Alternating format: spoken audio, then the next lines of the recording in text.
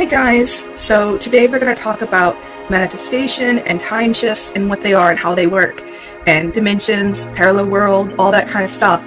But in order to understand them, you kind of have to understand the basics of manifestation and a lot of other little things. So we're going to go quickly, very short, into all those things first, and then we will touch on what they really are and how to do them and how it works, and then we will go into what's going on with the collective and why this is connected.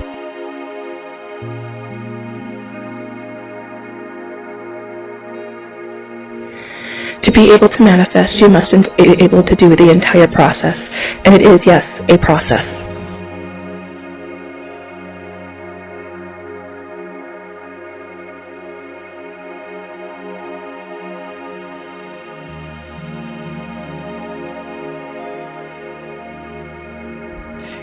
In this physical reality, you never change the world you presently occupy.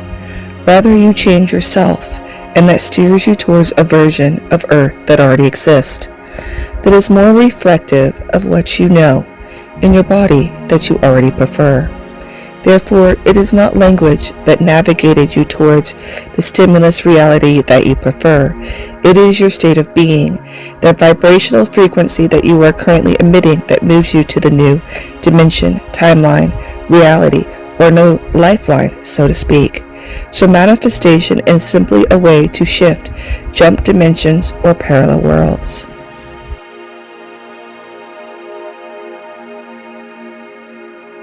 We are talking about something we can't define. We don't have the science or the words to define. It is not a place. They are all intertwined at the same place. It is reality of the level of consciousness that determines how that place is being viewed by the observer. A dimension is your perspective of reality. Though religions and cultures in human past, present, have tried to explain what these are, they are all wrong and right on some levels.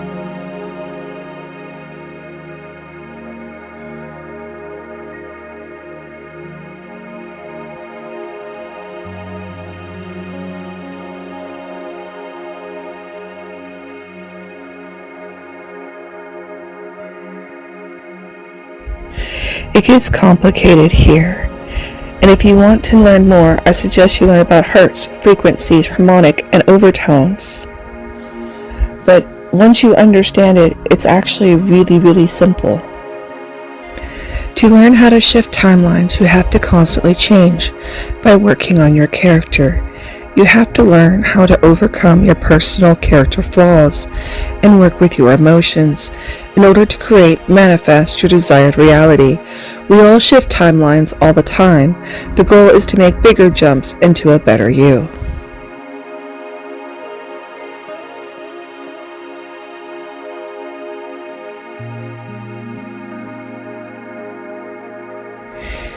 Each timeline is different. It has different people in it, learning different experiences. The idea is to grow yourself so you can become the best version of you that you can possibly be, or to bring your consciousness up to a higher level. In each timeline, you're learning something different. In the last timeline I was in, people were learning how to release people and things that no longer serve them. They were also learning how we're all connected.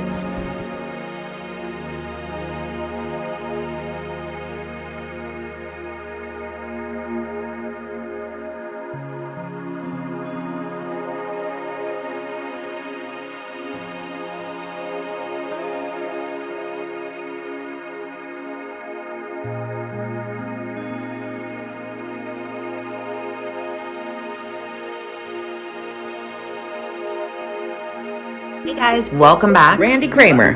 This is a clip from the Gaia show called Cosmic Disclosure. Take a look at his explanation of the Mandela effect. And in order for it not to cease to exist, that timeline then merges with another timeline. So it doesn't cease to exist, it joins another timeline, and then that has to merge and go forward. Okay, so what causes a timeline to collapse? timeline collapsing is a result of some of the other experiments that are being done in opening up, in some cases, very large portals, multidimensional portals, big enough that you could, fly a ship through. And some of those have incurred, let's just say, temporal accidents. Here's one possible example of a temporal accident. This event happened on September 10th of 2008. But NASA just wanted to clarify, the world didn't end. Here's what didn't happen. No, there was not the creation of a microscopic black hole. Things were completely different on one timeline to another, and now they've come together. And so you have people who just remember things completely differently because they were on a different timeline. But if CERN collapsed an entire timeline, I'm sure they'd admit to it, right? I mean, they did sing and dance to the song Happy. Sunshine, she's here, you can take a break. I'm a hot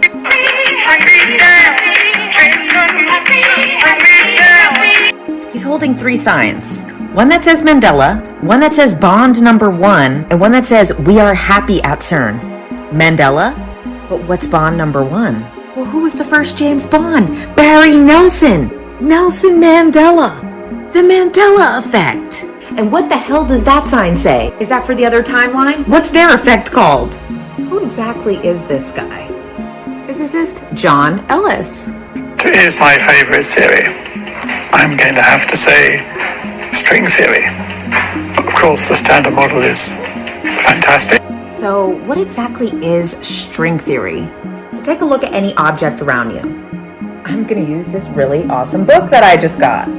So of course a book is made of a cover and pages, but on a much smaller level, it's made of molecules, like everything around us. And those molecules are made of atoms. And it's important we go over this because this creepy portal looking thing at CERN, the LHC, the Large Hadron Collider, is a giant atom smasher. Now back to string theory. You have molecules. When you look deeper into molecules, you have atoms. When you look deeper into an atom, you have a nucleus. When you go deeper, you have neurons and protons. When you go deeper, you have quarks. And now here's where string theory comes in. Theoretical physicists theorize that when you go deeper, everything is just a little string that's vibrating. And that none of these things are really particles at all. They're just a bunch of vibrating strings. Everything around us is just a collection of vibrating strings. And this is why some people call this the theory of everything. Now, if you guys go back to my Earthshift series, Marina Jacobi channeled this from aliens in the future. Yes, I said aliens from the future. And these aliens say that the quantum structure is these little waves of frequency, which just so happen to look like little vibrating strings. When 3 of them match, they create a trinity. When 3 more match, they create another trinity. And when these 3 trinities meet, they begin to create a reality. 3, 6, 9. And here's a quote from Nikola Tesla. If you only knew the magnificence of 3, 6, and 9, then you would have the key to the universe. Now, of course, Marina Jacobi's work is not recognized by quantum physicists. However, it doesn't sound so far off. If everything is just vibrating little strings, and these strings come together to form particles, now let's take a look at one of the most famous studies in quantum theory. That by simply watching something, as the observer, you are affecting the reality. And I know this is boring, but we have to know this in order to understand the Mandela effect and to deal with the naysayers who think they have such good memories. Like, no, reality is not even fucking real, dude. Like, come on. And we need to know this because if everything in the universe is made of these strings, what could happen if a bunch of people are just smashing them? Only appear to be particles because they're being observed, then what the fuck are they really smashing? And if time is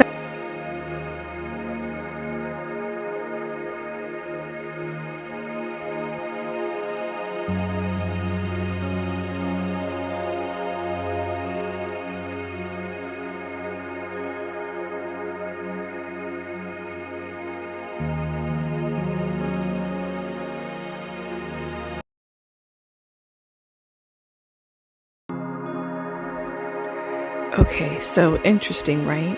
But I hear you. You're sitting here going, but what does that have to do with me right now? Collectively, in this timeline, we are being asked to face whatever our biggest fear is. Are you one of those who are codependent? Do you depend on everyone else? Then you must learn how to stand up for yourself and how you can do it on your own. We all have different things that we're facing, but whatever it is that's been holding us back the most, whether we're fear of relationships, working with others. If you've always been a loner, now you're being asked to work with others. Whatever your fear is that's been holding you back in this lifetime, it's time to change it. You must face whatever's holding you back. Collectively, we must face this, because this timeline is going to die. It is going to merge with another timeline, and we're all being asked to jump. We're all going to have to collectively jump.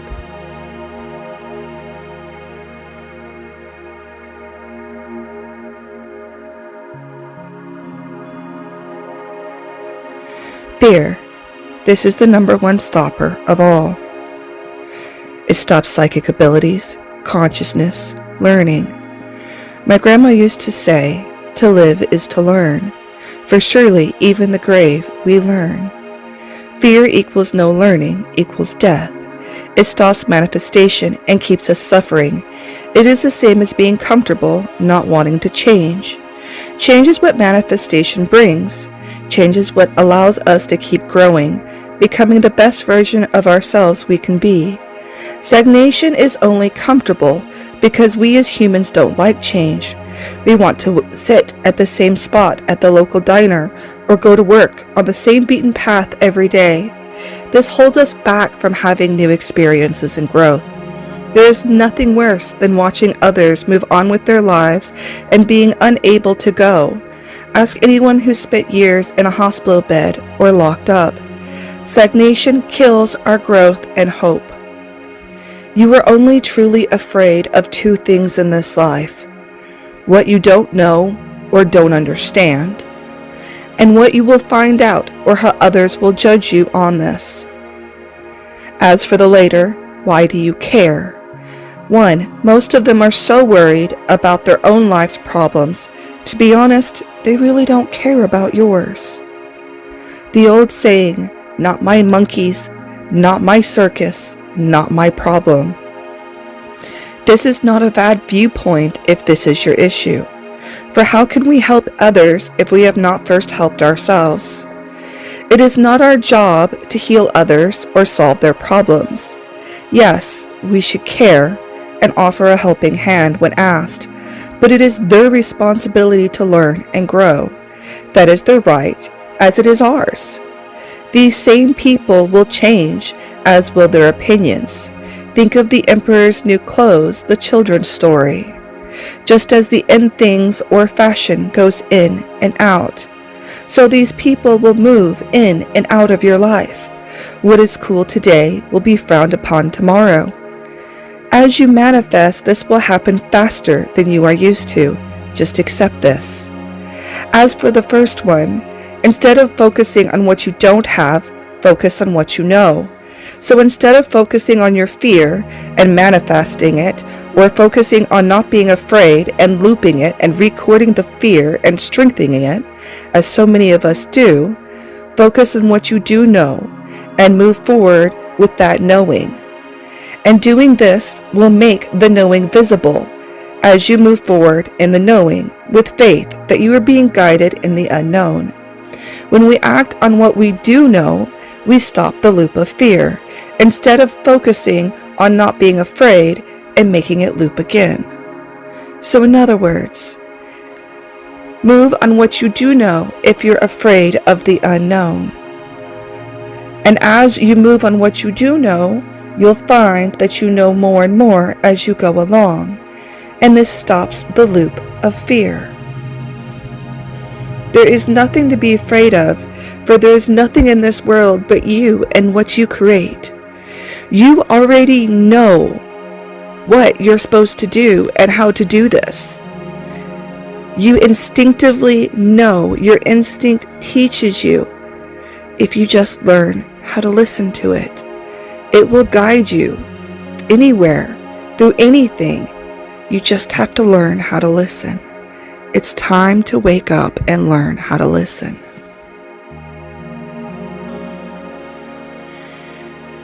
Your fear is holding you back. You feel like you're all alone in this world that's tumbling around, and you have no help, and you don't know what to do, and no one's there to guide you or lead you alone. You're sitting in a matrix, a lie. Everything you've been told is a lie. You are not alone. You do not know what to do. You know exactly what you need to do. You are sitting in an illusion of fear. You see, your life is like a movie. It's already happened. A movie that you've seen 1,000 times, and you know every word and every event and every plot. It's been planned, it's been watched. It's like your favorite book that you've read over and over again, so much so that you have it memorized. It's already happened. It's already done. Your higher self and your spirit guides have every single bit of your life planned out because you planned it with them. You made the magic. You created it. You knew exactly how to guide yourself, how to tell yourself how to get through each obstacle, and exactly what to do to make the magic work. You have already lived this life. You've already lived this dimension, and you're living in other dimensions at the same time. So what do you have to fear if you are guiding yourself? You created all of this. You have already moved to another timeline, a better you. You've already done this. You just don't remember. So fear is the true illusion. You already know what's going to happen. You already know the ending. So why let it control you?